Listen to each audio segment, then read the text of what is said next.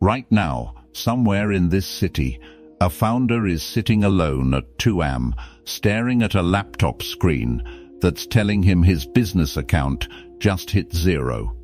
He built this company from a garage. He quit a 6-figure job for it. He told his wife it would work. And tonight, the numbers are saying otherwise. You know what he does next? He doesn't panic. He doesn't call his mum crying. He closes the laptop, walks outside, looks up at the sky, and says 4 words to himself. This is not permanent. Then he goes back inside and starts writing a plan. That single moment, right there, is the difference between an entrepreneur who folds and one who becomes unstoppable. And what you're about to hear are the exact 9 Stoic habits that separate the two. If you came here because of the title, because you want to know what makes certain business owners completely unbreakable while others collapse under half the pressure, you're in the right place. Stay with me, because by the end of this video, you're going to understand exactly how ancient Roman philosophy, the same philosophy used by an actual emperor who ran an empire while battling plagues, wars, and betrayal from his own family, built a mental framework that modern founders are quietly using to dominate their industries. This isn't about hustle culture. This isn't about waking up at 4 a.m. and drinking cold water and pretending that's discipline. This is deeper. This is about rewiring how your mind responds to chaos, because chaos is the one guarantee in business.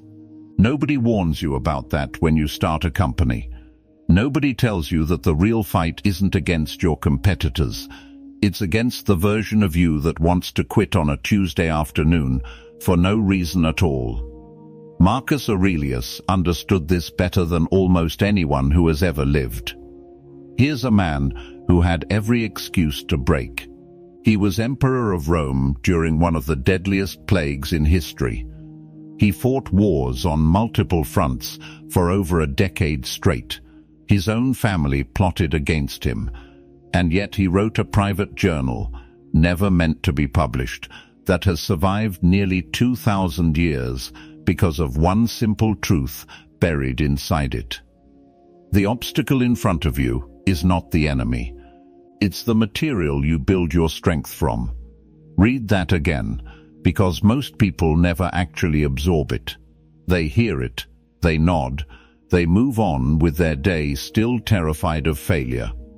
But the founders who actually make it, the ones building 7- and 8-figure companies while everyone around them is drowning in anxiety, they don't avoid obstacles, they collect them.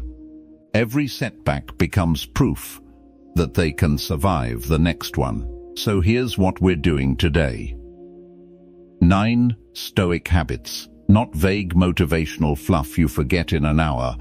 Real specific mental disciplines that Marcus Aurelius practiced daily, that modern high performers have quietly adapted into their own operating systems, and that you can start applying the second this video ends. Some of these will challenge how you think about pressure. A few of them will genuinely surprise you, because they go against everything social media tells you about being a grind-set entrepreneur. And one of them, habit number 7, is the exact mental shift that turned a founder who was 2 weeks from shutting down his company into someone who scaled past 8 figures within 18 months. I'm not going to tell you his name. I'm not going to dramatize it more than it needs to be. I'm just going to show you what he did, because it's the same thing you're capable of doing right now, tonight, this week, in your own business. Before we go further, understand something important. Stoicism was never designed for monks sitting quietly in temples. It was built by generals, statesmen, and yes, an actual emperor who had to make life or death decisions daily, while the entire world watched him for weakness. This philosophy was forged in pressure.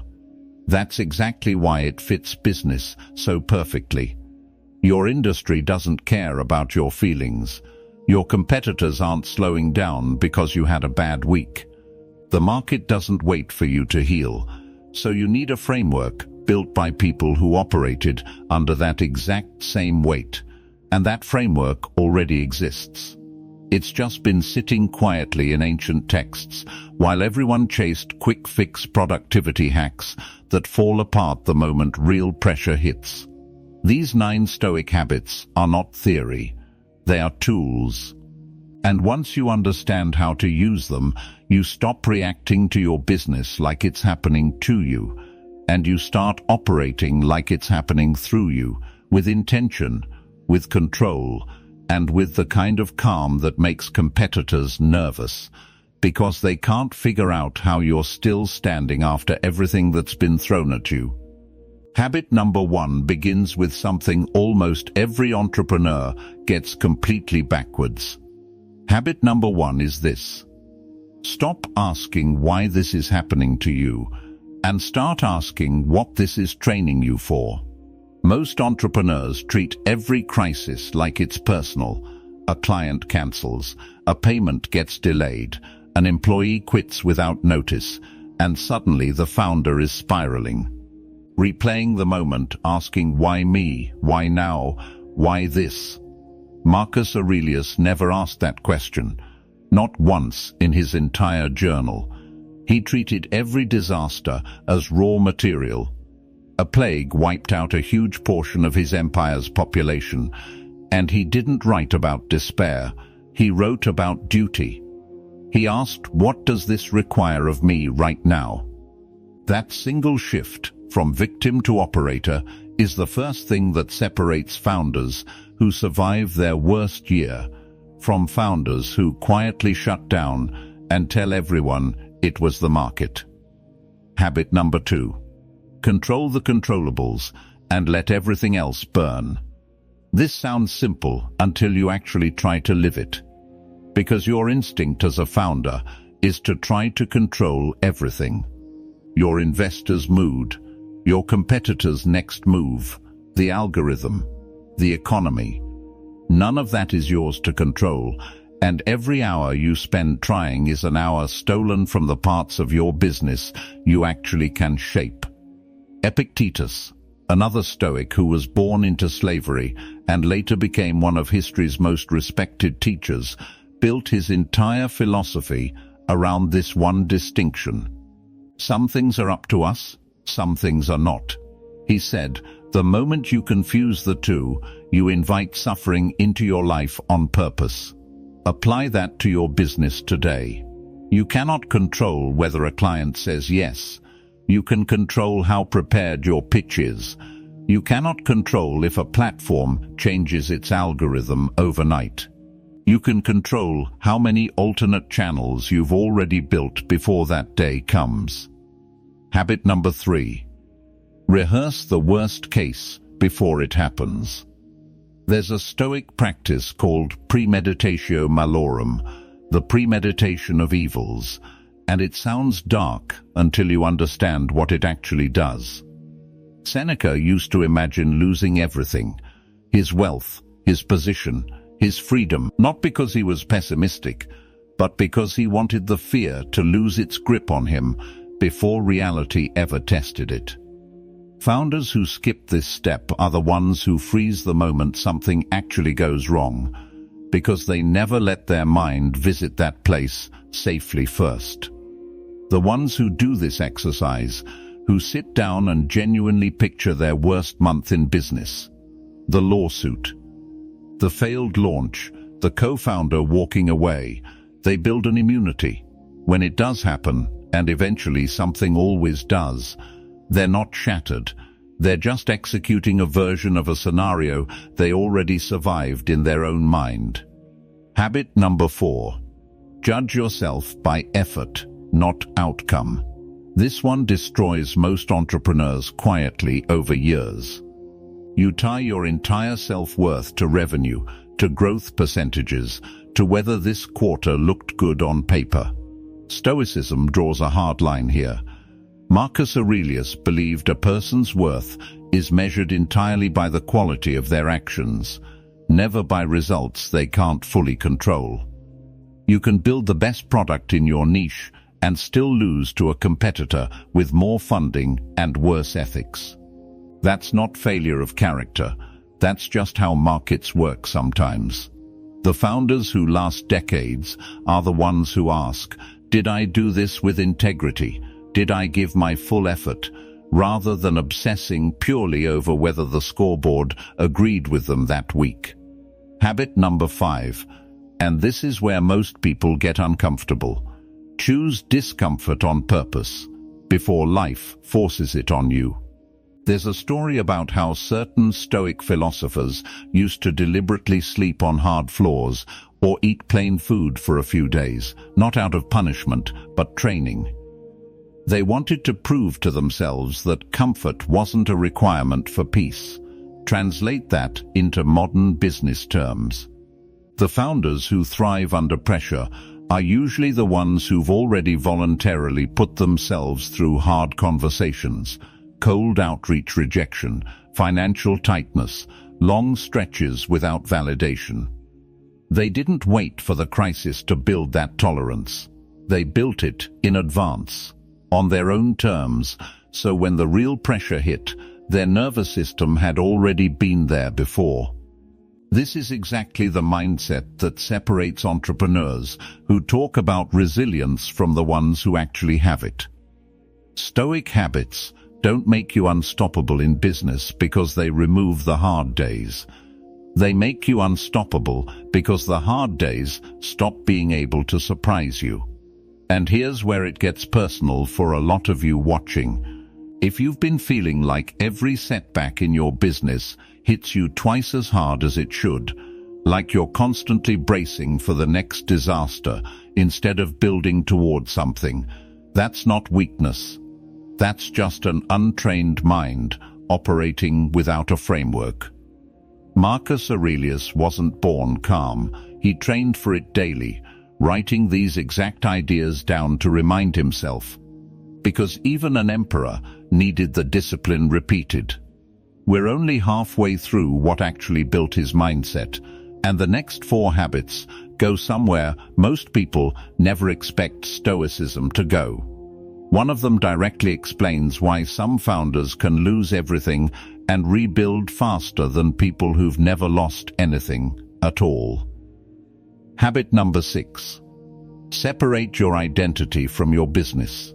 This is the one nobody warns founders about, and it quietly ruins people who never see it coming. You start a company, you pour years into it, and slowly your identity fuses with it, until you can't tell where you end and the business begins.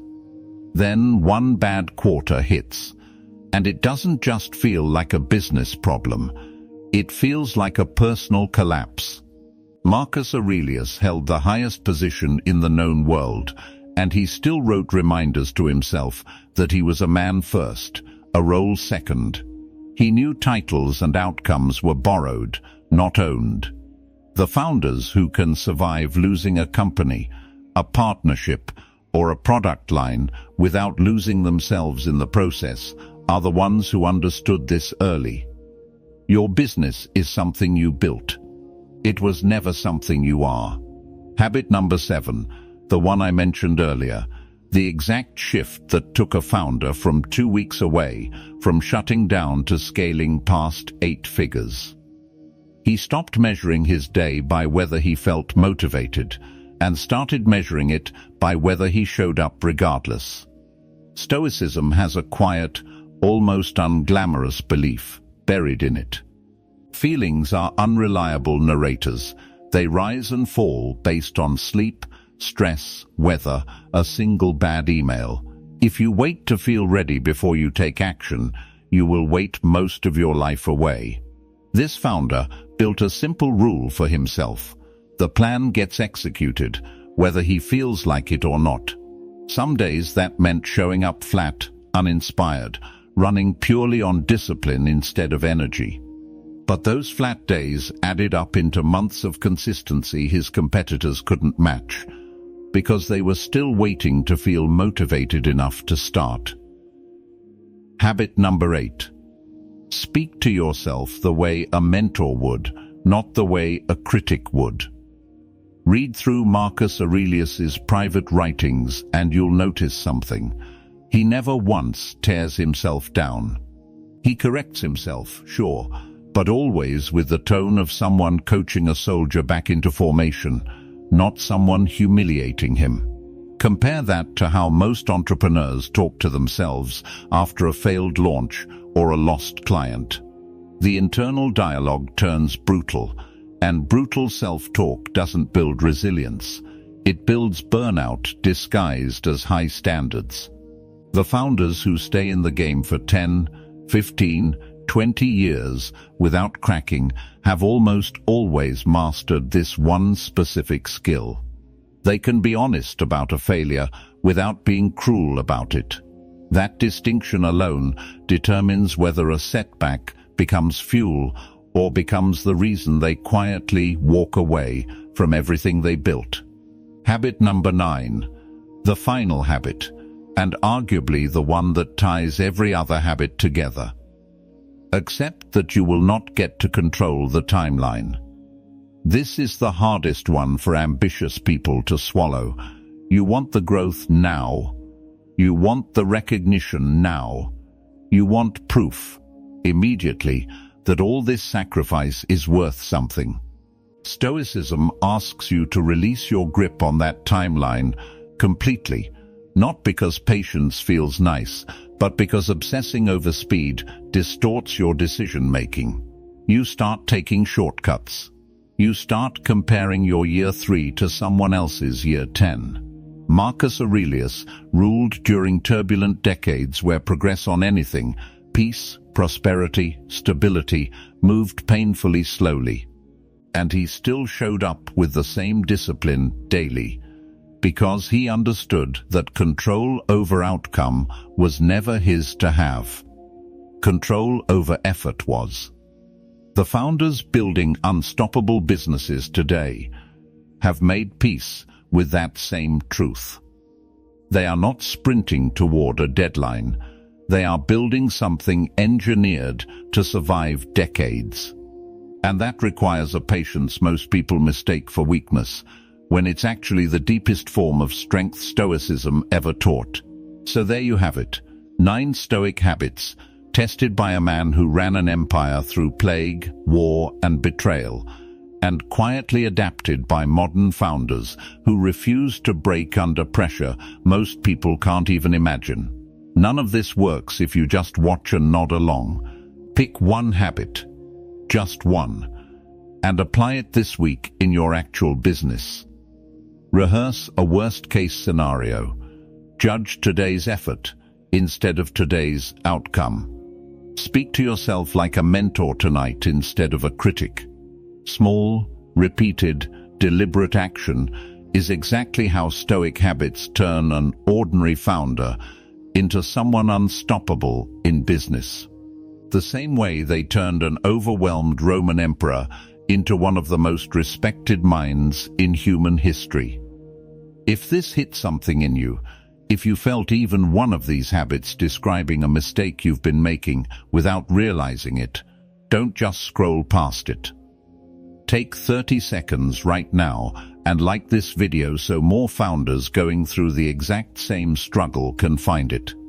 Subscribe to Stoic Founder if you want more of this real Stoic philosophy built specifically for people building something from nothing. And share this with one entrepreneur in your life who needs to hear this today, because someone out there is having their own 2am moment right now, staring at a screen, wondering if they should quit. Send them this. It might be the exact thing that keeps them going.